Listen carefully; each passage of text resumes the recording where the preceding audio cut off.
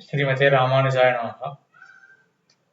ஸ்ரீபாஷ்யத்தினுடைய 4வது அதிகரணம் சமன்வயாதிகரணம் அதை இப்பொழுது பார்க்க வேண்டும்.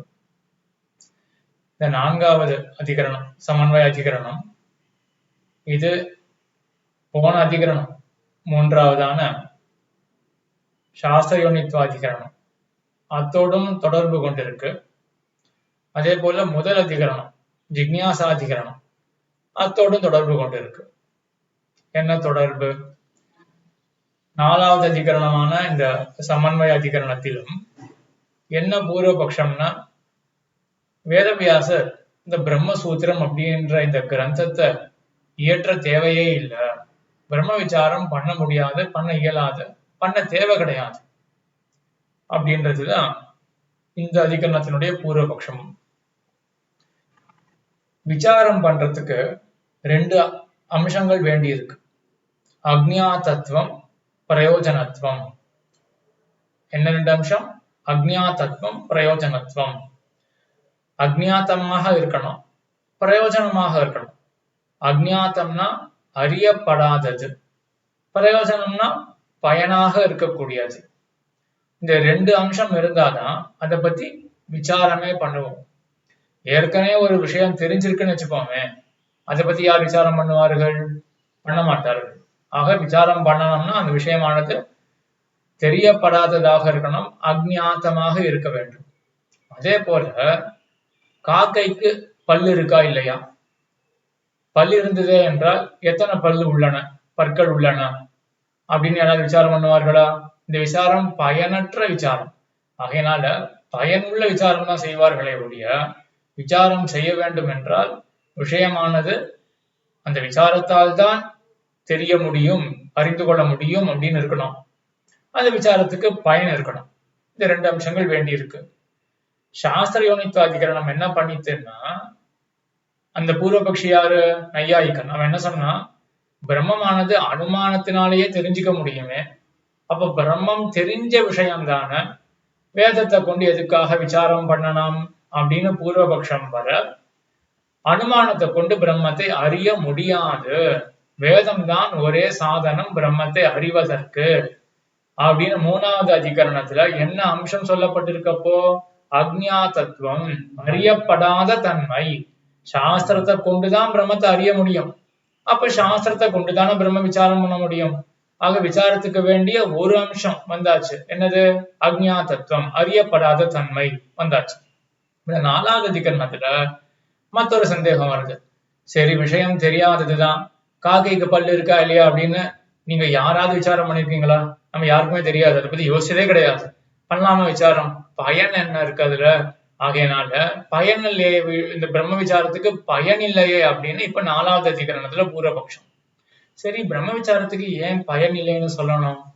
காக்கைக்கு பல்லு இருக்கா இல்லையா அப்படின்றது பயன் இல்லைன்றது தெரியாது, அதை வச்சு நம்ம என்ன பண்ண போறோம்? பிரம்ம விசாரத்துக்கு பயன் இல்லை அப்படின்னு இந்த பூர்வபக்ஷி சொல்றானே, அதுக்கு என்ன காரணம் என்றால், இப்பொழுதுதான் முதல் அதிகரணம் ஜிக்ஞாசாதிகரணத்தோட ஒரு தொடர்பா இப்ப நம்ம பார்க்க வேண்டியதாக இருக்கு. ஜிக்ஞாசாதிகரணத்துல அந்த பூர்வபக்ஷி என்ன சொன்னா, சித்தமா ஒரு பொருள் இருக்கு, அந்த பொருளை பத்தி சப்தமானது தெரிவிக்காது, சித்த பதார்த்தத்தை சப்தம் தெரிவிக்காது, இது இருக்கு, இருக்க போறது இப்படின்றதுலாம் சொல்றதுக்கு சப்தம் வரல. அவ என்ன பண்ண சப்தம்? இது செய், இது செய்யாத அப்படின்னா சப்தத்துக்கு தாற்பயமே ஒழிய, காரிய பதார்த்தம் அதுலதான் சப்தத்துக்கு தாற்பயமே ஒழிய, சித்த பதார்த்தத்தை மட்டும் சொல்லாது அப்படின்னு பூர்வபக்ஷம் வர, அதே பெருமானார் கண்டிச்ச அந்த சித்தாந்தத்தெல்லாம் ஞாபகத்திலே கொள்ள வேண்டியது. இப்போ அந்த பூர்வபக்ஷ ரீதியிலே இந்த 4வது அதிகரணத்துல ஒரு பூர்வபக்ஷம் வருது.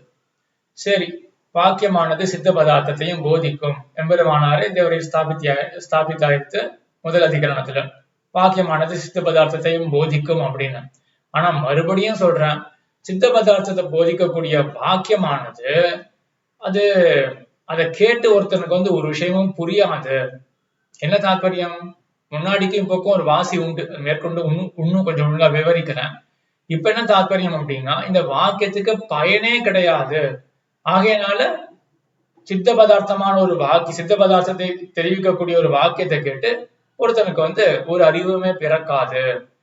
உதாரணம் பார்ப்போம். உதாரணம் பார்த்தோம்னா சுலபம் ஆயிடும். பக்கத்து அறைனா ரூம், பக்கத்து ரூம்ல குடம் இருக்கு. சித்த பதார்த்தம் தானே இது. குடமானது இருக்கு அப்படின்னு இருத்தல் சித்த பதார்த்தத்தை சொல்றது. ஜிக்ஞாசாதிகரணத்தினுடைய பூர்வபக்ஷி என்ன சொல்லுவான்? பக்கத்து ரூம்ல குடம் இருக்கு அப்படின்றத கேட்ட பிறகு ஒண்ணுமே புரியாது அப்படின்னு சொல்லுவான். ஒண்ணுமே புரியாது, அவன் பாட்டு முடிச்சுட்டு இருப்பான். ஆஹா அப்படின்னு தான் சொல்லுவான். ஒண்ணுமே புரியாது அவனுக்கு. அதை எம்பெருமான் என்ன பண்ணார்? சித்த பதார்த்தத்தையும் வாக்கியமானது தெரிவிக்க வல்லதே அப்படின்னு ஸ்தாபிச்சாரா ஜிக்ஞாசாதிகரண சித்தாந்தத்துல. அப்ப என்ன ஆகும்? பக்கத்து அறையில குடமானது இருக்கு அப்படின்றது கேட்ட உடனே இப்போ புரிஞ்சிருக்கும் ஒண்ணு. இப்பதான் வந்து 4வது அதிகரணத்தினுடைய பூர்வபக்ஷியை கொண்டு வரணும். இவன் என்ன சொல்றான்னா, சரி பக்கத்து அறையில குடமானது இருக்கு அப்படின்னு சொல்றதுக்கு வாக்கியத்துக்கு சக்தி இருக்கு, அந்த மாதிரி ஒரு அறிவை ஏற்படுத்திடும். ஆனாலும் ஒன்னும் புரியாது அப்படின்றான். ஏன் அப்படின்னா, பக்கத்து ரூம்ல குடமானது இருக்கு, சரி என்ன போதுனால என்கிட்ட ஏன் சொல்ற அப்படின்னு நம்ம கேட்க மாட்டோமா? அப்போ புரியலன்னு அர்த்தம். ஏன் என்கிட்ட சொல்ற, எனக்கு ஒன்றும் புரியலையே அப்படின்னு நம்ம சொல்லிடுவோம் இல்லையா? ஆகையினால பெரும் சித்த பதார்த்தத்தை சொல்றதுனால முழுமையான ஒரு புரிதல் அப்படின்றது ஏற்படவே ஏற்படாது. என்ன காரணம் என்றால், சித்த பதார்த்தம் பிரயோஜனமே கிடையாது. லோக விஷயத்திலே அப்படிதான் நம்ம பார்த்துட்டு இருக்கோம். அவர் வந்து ரொம்ப கெட்டவரா இருக்கார் அப்படின்னு ஒருத்தர் வந்து கோல் சொல்றாரு நம்ம கிட்ட வந்து. நம்ம உடனே என்ன கேட்போம்? சரி என்கிட்ட சொல்லி எனக்கு என்ன பையன், என்கிட்ட ஏன் சொல்ற அப்படின்னு கேட்க மாட்டோமா? அப்போ ஒரு கெட்டவரா இருக்கார் அப்படின்னு சொல்ல அதை வச்சுட்டு நமக்கு ஒரு முழுமையான அறிவு ஏற்படல இல்லையா? அப்போ புரிதலானது ஏற்படல அப்படின்னு தானே அர்த்தமாயிடுறது. அதுதான் இந்த பூர்வபக்ஷி சொல்றான். சித்த பதார்த்தத்தை சொல்றதுனால முழுமையான புரிதல்ன்றது ஏற்படாது. ஏன்? அங்க பிரயோஜனம் கிடையாது. எதுதான் பிரயோஜனம் கொண்ட வாக்கியமாக இருக்கும் என்றால், மறுபடியும் காரிய பதார்த்தம் தான். செய்யாத அப்படின்னு சொல்ல போனால் அங்க பிரயோஜனம் உண்டு. எப்படி? இதை செய் அப்படின்னு சொன்னா, அப்ப அதை செஞ்சோம்னா நமக்கு நன்மை ஏற்படும் அப்படின்னு தாற்பயம். நன்மை அப்படின்றது பயன் தானே. அதே போல இதை செய்யாதன்னு சொன்னா, செய்யாமல் மீண்டோமே என்றால் நமக்கு துன்பமானது தவிர்க்கப்படும் அப்படின்றது இது பயன் தானே. எப்படி சுகம் அப்படின்றது ஒரு பயனும், துக்கத்தினுடைய நிவிருத்தி, துக்கம் போகின்றது அப்படின்றது ஒரு பயன் தானே. அப்போ சுகமோ இல்லாட்டி துக்க நிவாரணமோ இதுதான் பயன், இதான் பிரயோஜனம். இத சொல்லக்கூடிய வாக்கியம் எது? செய்யாத அப்படின்ற காரிய வாக்கியம் இருக்கு இல்லையா? அதுதான் சுகத்தையோ இல்லாட்டி துக்கத்தினுடைய நிவாரணத்தையோ ஏற்படுத்தும். அந்த வாக்கியத்துக்கு தான் பிரயோஜனம் என்றது உண்டே ஒழிய சித்தபர வாக்கியத்துக்கு பிரயோஜனம் என்பதே கிடையாது. பக்கத்து அறையில குடம் இருக்கு, அவர் ரொம்ப கெட்டவர், இதெல்லாம் பயனற்ற வாக்கியமாச்சு. இதே போலதான் பிரம்மமானது ஸ்ரீவைகுண்டத்திலே இருக்கு, என்ன பயன்? நமக்கு ஒண்ணுமே புரியாது இந்த வேதாந்த வாக்கியத்தை கேட்டு. ஆகையினால் மறுபடியும் என்ன வருது? சித்தபர வாக்கியத்துக்கு பிரயோஜனம் அப்படின்றது ஒண்ணும் சொல்ல முடியாத படியினால இந்த வேதாந்த வாக்கியம் பிரம்மமானது இப்படி இருக்கு அப்படின்னு சொல்லக்கூடிய இந்த வேதாந்த வாக்கியமானது நமக்கு ஒரு முழுமையான புரிதலை ஏற்படுத்தாது. புரிதலை ஏற்படாத பொழுது இப்ப பிரம்மமானது இந்த வேதாந்த வாக்கியத்துக்கு நோக்கு அப்படின்னு சொல்ல முடியாது இல்லையா? பிரம்மத்தை பத்தி நம்ம புரிஞ்சுக்கலையே முழுமையாக. ஆகையினால பிரம்மமானது இந்த வேதாந்த வாக்கியத்துக்கு நோக்கு அல்ல அப்படின்னு ஆயிடும். அப்ப வேதத்தை கொண்டதுக்காக பிரம்ம விசாரம் பண்றீங்கோ அப்படின்னு மறுபடியும் அதே கேள்வி வர. இப்பொழுது சித்தாந்தத்தை பார்ப்போம். எம்பெருமானார் என்ன பண்றாரு அப்படின்னா, இந்த சித்தபர வாக்கியம் எதுவுமே வந்து ஒரு பிரயோஜனத்தை கொடுக்காது அப்படின்னு சொல்லி அது தவறு. லோகத்துல புத்திரஸ்தே ஜாதகம் முன்னாடி பார்த்தா இந்த ஹாஸ்பிட்டல் விஷயம்தான். தகப்பன் இருக்கான், அவன்கிட்ட ஒரு நண்பன் வந்து சொல்றான், உனக்கு குழந்தை பிறந்திருக்கு அப்படின்னு சொல்றான். இது சித்த பதார்த்தம் தானே. இதை கேட்ட உடனே என்னாச்சு? அவன் தகப்பனுக்கு என்னாச்சு? முகம் மலர்த்தி ஏற்பட்டது, சந்தோஷம் விளைஞ்சிருக்கு. இப்ப அந்த நண்பன் இடத்துல போயிட்டு, ஏப்பா தேவையில்லாம ஒரு விஷயத்த போய் சொல்ற, எல்லாருமே கொண்டாடிட்டு இருக்கோம், குழந்தை வந்து பிறந்தாச்சு அப்படின்னு தெரிஞ்சுட்டு பார்த்து இருக்கிறவர்கள் எல்லாம் கொண்டாடிட்டு இருக்கார்கள். இப்ப போய் தேவையில்லாத ஒரு வாக்கியத்தை சொல்றியே, தகப்பன் இடத்துல போய் குழந்தை பிறந்திருக்குன்னு தேவையில்லாத வாக்கியத்தை சொல்றீங்க அப்படின்னு யாராவது சொல்லுவார்களா? கேட்ட மாத்திரத்திலேயே அவனுக்கு சந்தோஷம் வருது. ஆகையினால சித்தபர வாக்கியமுமே கூட பயன் உள்ளதாதான் இருக்கு அப்படின்னு இது ஒரு உதாரணம். அதே போல ஒருத்தன் அவனுடைய முன்னிலையில கயிறானது இருக்கு, அந்த கயிற்ற பாம்பு என்று பிரமித்து இருக்கான், நடுங்கிட்டு இருக்கான் பாம்பு பயத்தினால. அவன் இடத்துல போய் இன்னொருத்தன் சொல்றான், இது கயிறு, இது பாம்பு அல்ல, இது கயிறு அப்படின்னு சொல்றான். இதுவும் சித்த பரவாக்கியம் தானே, சித்த பதார்த்தத்தை தானே சொல்றான். சொல்றதுக்கு என்ன பயன் அப்படின்னு யாராவது கேட்பார்களா? அவனுடைய பயம் கேட்ட மாத்திரத்திலேயே பயம் போயிடுறது. இதுதான பயன். ஆக இங்க என்ன இருக்குன்னா, உனக்கு குழந்தை பிறந்திருக்கு அப்படின்னு சொன்ன மாத்திரத்திலேயே அடுத்த க்ஷணம் கேட்ட மாத்திரத்திலேயே உனக்கு சுகம் ஏற்படுறது. யாருக்கு? பெற்ற தகப்பனுக்கு சுகம் ஏற்படுறது. அதே போல இது கயிறு பாம்பல்ல அப்படின்னு கேட்ட மாத்திரத்திலேயே துக்க நிவாரணம், பயமானது போயிடுறது. யாருக்கு? கேட்டவனுக்கு. ஆக செய்யாத அப்படின்றது பிரயோஜனமா, இல்லாட்டி இந்த பாம்பு பத்தியோ இல்லாட்டி இந்த குழந்தைய பத்தியோ இருக்கக்கூடிய வாக்கியம் பிரயோஜனமானு நீங்களே பாத்துக்கோங்க அப்படின்றார். என்ன தாத்பரியம்னா, செய்யாத அப்படின்றது பயனை எப்போ கொடுக்கும்? செய்யணும் ஒருத்தர் சொல்ல, அதுக்கப்புறம் அந்த செயலை நான் செய்ய போக செய்த பிறகு பயனானது எனக்கு கிடைக்கும். இப்ப பயன் எங்கேயோ இருக்கு, சொன்ன வாக்கியம் இப்போ, அதுக்கப்புறம் செயல்னால பலன், அதான் அந்த சுக்கம் அப்படின்ற பயன். அப்போ பயன் எங்கேயோ இருக்கு. அதே போல செயல இருந்து தவிர்க்கக்கூடிய வாக்கியம் இருக்கு இல்லையா? அதனால என்ன ஆகுது? நம்ம அந்த செயல்ல ஈடுபடும் பொழுது ஒருத்தர் பண்ணாதன தவிர்க்க, நாம் செயல்ல இருந்து மீண்டு வர, அதனால நமக்கு துக்க நிவாரணம் ஏற்படுறது. அப்ப அந்த துக்க நிவாரணம் அப்படின்ற பயனும் எங்கேயோ தள்ளி இருக்கு. ஆனால் இந்த நம்ம பார்த்த உதாரணத்துல என்ன இருக்கு? இப்போ உனக்கு குழந்தை பிறந்திருக்கான் அப்படின்னு சொன்ன அடுத்த க்ஷணத்திலேயே சுகம். இது பாம்பு அல்ல அப்படின்னு சொன்ன அடுத்த க்ஷணத்திலேயே பய நிவாரணம். இது பயனுள்ள வாக்கியமா, செய்யாதன்றது பயனுள்ள வாக்கியமா, நீயே பார்த்துக்கோ ஏன் அப்படின்னு எம்பெருமானார் கேட்கக்கூடியது. ஆக என்ன தாற்பயம்? சித்தபர வாக்கியமுமே கூட என்ன பண்ணும்? பயனுள்ளதாக இருக்கும் அப்படின்னு முதல்ல ஸ்தாபிச்சு, அதற்கு பிறகு பிரம்ம விஷயத்துல ஒரு முழுத்த பிரம்மமும் இதே போலதான். என்ன ஆயிருக்கு? ஜீவாத்மா அனாதி காலமாக சம்சாரத்துல கஷ்டப்பட்டு இருக்கான்.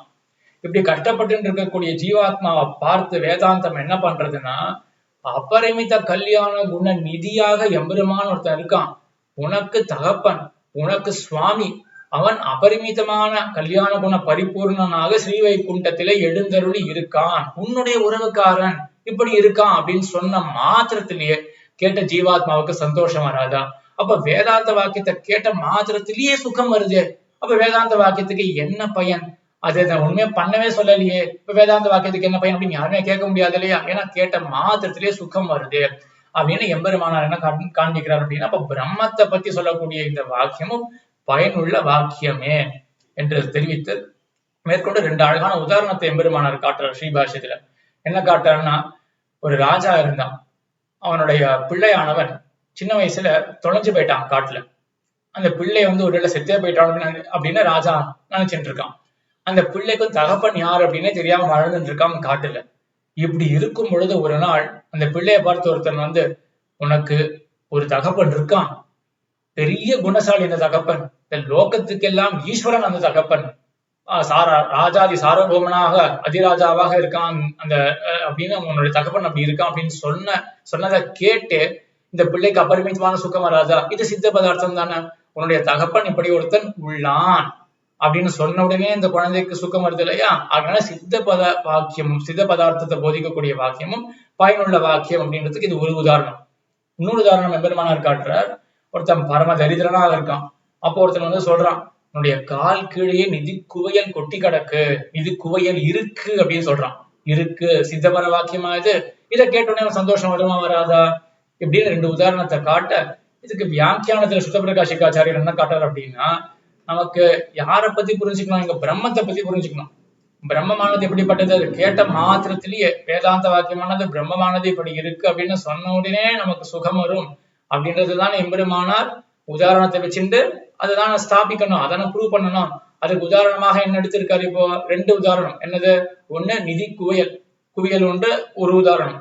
மற்றொன்று இந்த புத்திரனானவன் ராஜாவானவனை விட்டுட்டு தொலைஞ்சு போயிட்டு காட்டுல, அப்புறம் என்னுடைய தகப்பன் இப்படி ராஜாவாக இருக்கா அப்படின்னு தெரிஞ்சுக்கிறான், அவன் இந்த புத்திரனுக்கு சுகம் வருது அப்படின்னு 2 உதாரணம் காண்பிக்கிறதுனால எம்பெருமானாருக்கு என்ன திருவுளம் அப்படின்னா, அஜித்தினால வரக்கூடிய போகியத்துவம் என்னவோ அதுவும் எம்பெருமானிடத்துல இருக்கு, ஒரு சேதனால என்ன வர போகியத்துவமோ அதுவும் எம்பெருமான இடத்துல இருக்கு அப்படின்னு இந்த 2 உதாரணத்தெல்லாம் காண்பிக்கிறார் என்று வியாக்கியாத அருளி செய்கிறார். ஆக இந்த சமன்வய அதிகரணம் என்ன புரிய வைக்கிறது? நமக்கு வேதாந்த வாக்கியமானது பிரம்மத்தை பத்தி இருக்கு அப்படின்னு தான் சொல்லும், ஸ்ரீவைகுண்டத்துல இருக்கு, அது அடையிறது அப்படின்றது அடுத்த கட்டம், அதுக்கு அப்புறம் போயிடுவோம். ஆனா அதுக்கு முன்னாடியே பிரம்மமானது இப்படி இருக்கு அப்படின்னு கேட்ட மாத்திரத்திலேயே நமக்கு சுகம் வரும். ஆகையினால வேதாந்த வாக்கியம் எல்லாமே பயன் உள்ளவை அப்படின்னு சொல்றதுக்கு தான் இந்த சமன்வய அதிகரணம் வந்திருக்கு. இந்த சம்பிரதாயத்தினுடைய ஒரு ஆழ்ந்த கருத்தும் தெரிவிக்கப்படுகின்றது. என்ன கருத்து? பிரம்மமானது பரம போக்யம் அப்படின்னு அருளி செயல்ல இருக்கக்கூடிய அர்த்தம். அதே இந்த ஸ்ரீபாஷ்யத்துல இந்த 4வது அதிகரணத்துல மீமாம்சகன் நையாயிகன் அப்படின்னு அந்தந்த பூர்வபக்ஷி எல்லாம் வந்துட்டு போகக்கூடிய இந்த ஸ்ரீபாஷ்யத்திலையும் கூட பிரம்மத்தினுடைய எம்பெருமானுடைய ஒரு ஆச்சரியமான திருக்கல்யாண குணம் ஒண்ணு பரம போக்கியத்துவம் அப்படின்ற குணமானது இந்த சமன்வய அதிகரணத்திலே காண்பிக்கப்படுகின்றது. ஆக சுருக்கமா பார்த்தோம்னா இந்த அதிகரணத்துக்கு இதான் விஷயம். என்ன பூர்வபக்ஷம்? வேதாந்த வாக்கியத்துக்கு பயனே கிடையாது. ஏன் பயன் கிடையாது? ஏன்னா அது சித்தமான பதார்த்தத்தை சொல்றது. சித்தமான பதார்த்தத்தை சொல்றதுக்கு எதுக்குமே பயனே கிடையாது. இந்த பூர்வபக்ஷம் நம்ம வேற ஒரு ஆங்கிள் யோசிச்சு பார்த்தா ரொம்ப சரியான பூர்வபக்ஷமா தான் இருக்கு. ஏன்னா லோகத்துல நம்ம அனுபவிக்கக்கூடிய ஒரு பூர்வபக்ஷம் தான். யாராவது ஒருத்தர் அவர் இப்படிப்பட்டவர் அப்படின்னு சொன்னா நம்ம சட்டுன்னு என்ன கேட்போம்? என்கிட்ட ஏன்பா சொல்றாரு? அதை தெரிஞ்சுட்டு நான் என்ன பண்ண போறேன்? எனக்கு என்ன பயன் இருக்கு? அப்ப அவர் இப்படிப்பட்டவர், அவர் இருக்கார் அப்படின்னு சொன்னா நம்ம என்ன எதிர்கேள்வி கேட்கிறோம்? என்கிட்ட ஏன் சொல்ற? எனக்கு என்ன பயன்? நீ என்ன சொல்ல வரேன்னு எனக்கு புரியலையே அப்படின்னு சொல்றோம். இந்த ஆங்கிள் தான் பூர்வபக்ஷம் யோசிக்கிறோம். அதுக்கு எம்பெருமானார் என்ன பண்றாருன்னா, சரி நீ சொல்றது சரிதான், 100 வாக்கியத்தை எடுத்துட்டோம்னா, சித்தப்பர வாக்கியத்துல எடுத்துட்டோம்னா 90 வாக்கியம் என்ன பண்ணும் அப்படின்னா வெறும் அது மட்டும் தனியா இருந்தா நமக்கு ஒண்ணுமே புரிய வைக்காது. ஒருத்தர்கிட்ட போயிட்டு 100 பொருள் அப்படி இருக்கு அப்படின்னு சொல்றதுனால இவருக்கு என்ன பயன் அப்படின்னா பொதுவா எல்லாருக்குமே தோணும். ஆனா ஒரு 10 இன்ஸ்டன்சஸ் இருக்கு, 10 இடங்கள் இருக்கு. அது எப்படிப்பட்டதுன்னா சொல்லப்படுற விஷயம் நேரவே புருஷார்த்தமாக இருக்கும், நேரவே பயனுள்ளதா இருக்கும். எப்படிப்பட்ட விஷயங்கள்? ஒரு தகப்பன் இடத்துல போயிட்டு உனக்கு குழந்தை பிறந்து இருக்கு அப்படின்னு சொல்றது அவன் கேட்ட மாத்திரத்திலே சுகம் இல்லையா? அது பயனுள்ள விஷயம். அதே போல பயந்துட்டு இருக்கிற இடத்துல போயிட்டு நீ பயத்துக்கு என்ன காரணம் நினைச்சிட்டு இருக்க, அந்த காரணமே கிடையாது, அது பாம்பே அல்ல அப்படின்னு சொன்னா இது நேரவே பயன் கொடுக்கக்கூடிய விஷயம். அதே போலதான் பிரம்மத்தின் இடத்துலயும் இப்படி ஜீவாத்மா கஷ்டப்பட்டு இருக்கு, இப்பேற்பட்ட பகவான் உன்னுடைய சுவாமி தகப்பன் இப்பேற்பட்ட குணசாலி அவன் இருக்கான்னு சொன்னாலே அதுவே பயனுள்ளதாக இருக்கு கேட்ட ஜீவாத்மாவுக்கு என்று இந்த மாதிரி இந்த சமன்வய அதிகரணத்தினுடைய பூர்வபக்ஷம். சித்தபர வாக்கியங்கள் பயனற்றவை அப்படின்ற பூர்வபக்ஷம். சில சித்தபர வாக்கியங்கள் பயன் உள்ளவை, நேரவே சுகத்தையும் அதே போல துக்கத்தையும் போக்கி கொடுக்கும் அப்படின்றதுதான் சித்தாந்தம் அப்படின்றத இந்த சமன்வய அதிகரணத்தை இப்போதைக்கு நிறைவுறுத்தலாம். அடுத்த வீடியோல இப்ப 4 அதிகரணங்கள் முடிஞ்சிருக்கு. என்னது? ஜிக்ஞாசா அதிகரணம், அதே போல ஜென்மாதி அதிகரணம், சாஸ்திரயோனித்துவ அதிகரணம், அதே போல இப்ப சமன்வய அதிகரணம். இந்த 4 அதிகரணங்களை சேர்த்துதான் உபோத்காதா அப்படின்னு சொல்லுவார்கள். அதாவது இந்த சாஸ்திரமானது பிரம்மசூத்திரமானது ஆரம்பிக்கப்படக்கூடிய ஒரு கிரந்தம் தான் அப்படின்னு ஸ்தாபிக்கிறதுக்கு இந்த 4 அதிகரணங்கள் பயன்பட்டிருக்கு. நீங்களே பார்த்துட்டு வரலாம். என்ன இருக்கு? ஒவ்வொரு அதிகரணத்திலும் பூர்வபக்ஷம் என்ன கடைசியில போய் முடியும். ஆகையினால வேதவியாசர் இந்த கிரந்தத்தை பண்றது வீணு, பிரம்ம விசாரம் பண்றது வீண், இப்படிதானே போய் பூர்வபக்ஷம் முடிச்சது. அதை பெருமான் என்ன பண்ணாரு? அதை கண்டிச்சுட்டு இல்ல வேதவியாசர் பண்ணது இந்த கிரந்தம் ரொம்ப தேவையான கிரந்தம் தான், பிரம்ம விசாரம் பண்ணத்தக்கது அப்படின்னு ஸ்தாபிச்சாரு இல்லையா? இந்த 4ம் சேர்த்து இதான் ஸ்தாபிச்சிருக்கு. அப்ப இந்த 4த்தினுடைய தொடர்பு என்ன, மொத்தமா சேர்ந்து என்ன கன்வே பண்றது, என்ன தெரிவிக்கிறது அப்படின்றத அடுத்த வீடியோல பார்க்கலாம். அதுக்கு அப்புறம் சங்கராச்சாரியருடைய மதம் என்ன, சங்கரருடைய மதம் என்ன அப்படின்றதையும், அதுக்கு எம்பெருமானார் என்ன கண்டனம் பண்றார் அப்படின்றதையும் சுருக்கமா இந்த தொடர்ல நம்ம அனுபவிக்கலாம். ஆழ்வார் திருவடிகளே சரணம், எம்பெருமானார் திருவடிகளே சரணம், ஜீயர் திருவடிகளே சரணம்.